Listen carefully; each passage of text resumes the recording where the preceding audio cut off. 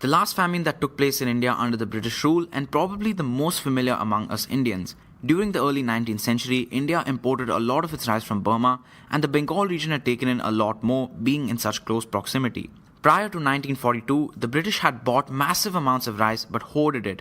It is important to note that Burma was a part of British India at the time and was the largest producer of rice during the World War II period. Food shortages were seen in 1941, and in 1942, the Japanese had successfully defeated the British at Singapore and then proceeded to conquer Burma in the same year. Bengal, being one of the few regions in India directly supplied by Burma, had to find food elsewhere. Winston Churchill, the then Prime Minister of Britain, instead of sending relief food supplies, casually diverted supplies away from India and instead to the already well-fed British Army. Even worse, British colonial authorities actually turned down offers from Canada and the United States to have their food sent to India. The grain that the British had hoarded was meant for just themselves after the war. Churchill's attitude towards India was extreme, and he hated Indians mainly because he knew India couldn't be held for very long. When asked for help, Winston Churchill simply replied, "If the situation's so bad, why isn't Gandhi dead yet?" The British even had the cheekiness to increase the price of rice in East Bengal, now Bangladesh, to 4 times the normal price, leading to many more deaths among landless labourers. The famine only ended because Bengal thankfully had delivered a strong rice harvest in 1944.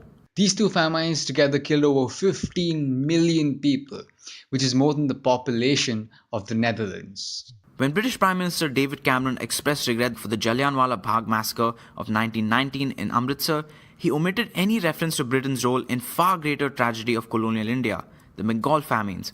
Thankfully, there have been efforts to make these lesser-known atrocities more known. We're here at Chartwell in Kent, home of Winston Churchill, asking the question, Churchill, war hero or war criminal?